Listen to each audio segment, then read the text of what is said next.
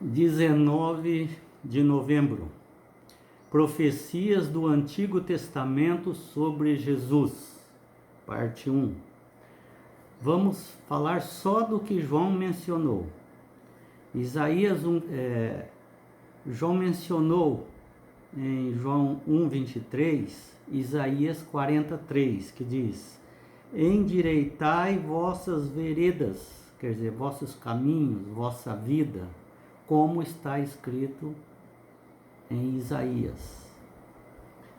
Em João 2,16, João menciona: a minha casa será chamada casa de oração para todos os povos, e não casa de comércio, porque isto está escrito em Salmo 69:9. Em João 7,38, ele diz assim, citação de Jesus: quem crê em mim, fluirão rios de águas vivas, porque está escrito nas Escrituras em Jeremias 2,13. Em João 19,36, João cita também um trecho do Antigo Testamento: nenhum dos seus ossos será quebrado. Ou seja, ele está citando Números 9:12. Então veja, com inúmeras discussões com os líderes religiosos, Jesus reafirmava sua autoridade das Escrituras. Ele tinha autoridade para interpretar, aplicar as Escrituras e obedecer às Escrituras conforme é a intenção do Pai. Já os fariseus tinham o seu modo de interpretar, que não batia com a interpretação de Jesus. Por isso que a interpretação dos judeus com relação ao sábado, eles entendiam de um jeito. Jesus veio, ampliou a luz, o conhecimento para eles do que é a intenção de Deus sobre o sábado, como que é que guarda o sábado. E aí eles não aceitaram, queriam matar Jesus.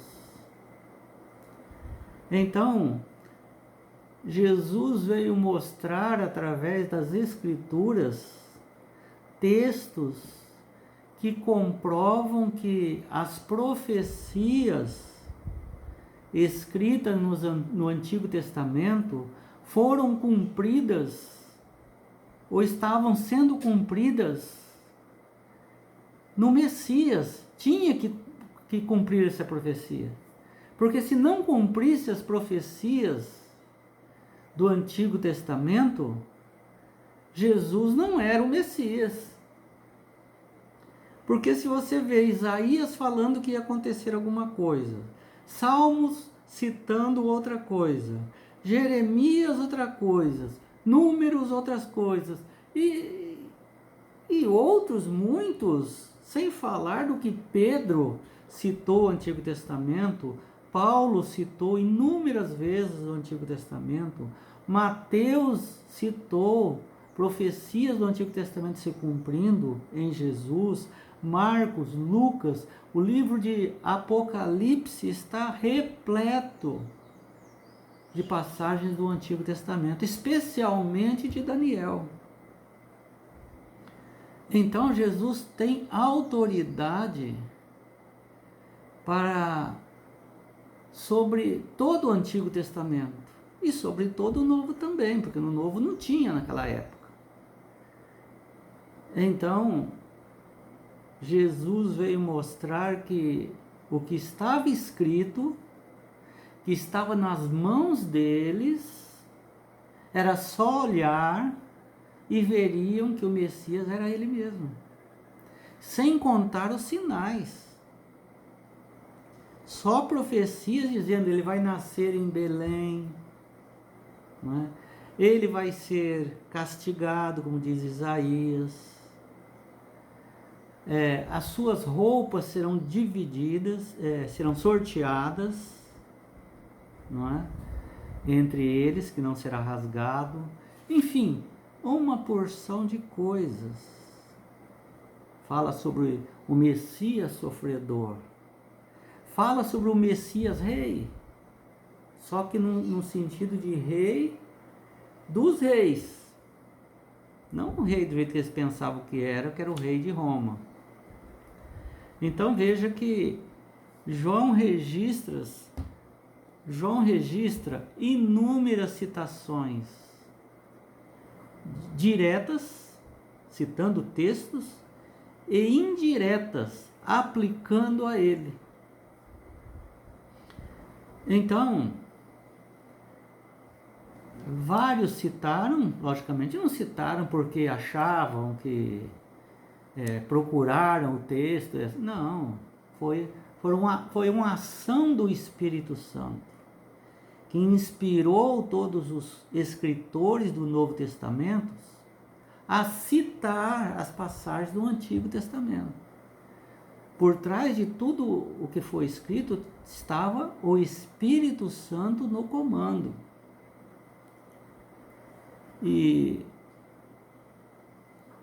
no Antigo Testamento já estava profetizado a vida de Jesus, o nascimento de Jesus, a estrela de Belém, a morte de Jesus, a ressurreição de Jesus, que seria assassinado estaria numa cruz entre dois ladrões. Isso tudo já estava. E falou também da ascensão de Jesus, especialmente o Salmo que cita, né? Quem é o Rei dos Reis? Então aí vai toda uma informação que eles sabiam disso. Só que eles interpretavam errado. Jesus veio e interpretou certo para eles, mas eles não aceitaram. Veja como eles estavam tão arraigados aos costumes e interpretação da época, que mesmo os discípulos, alguns eram até sem cultura nenhuma, provavelmente nem foram na escola de rabinos, e eles não entenderam a interpretação que Jesus deu, só foram entender, compreender as Escrituras, que na realidade as Escrituras apontavam para o Messias, somente depois que Cristo morreu, ressuscitou e apareceu para eles. E veja que João 22 diz o seguinte, João 2:22, quando, pois, Jesus ressuscitou dentre os mortos, os discípulos dele se lembraram, tinha esquecido, que ele tinha dito isso, e creram nas Escrituras, e creram onde? No Antigo Testamento, e na palavra de Deus, porque o Antigo Testamento é a palavra de Deus. Veja que a palavra de Deus para que Lázaro fosse ressuscitado, para que o leproso fosse curado, para que o paralítico fosse também curado, é a palavra. A Bíblia é a palavra. Jesus é a palavra. Então, se eu estou lendo a Bíblia, estou meditando, estou procurando na Bíblia tudo aquilo que pode, que eu possa estar enganado sobre aquilo lá, eu estou ouvindo o quê? A voz de Deus. Quando eu oro, eu falo com Deus. Quando eu leio a Bíblia e medito e busco, eu estou procurando a instrução de Deus. Deus está falando comigo através do Espírito Santo.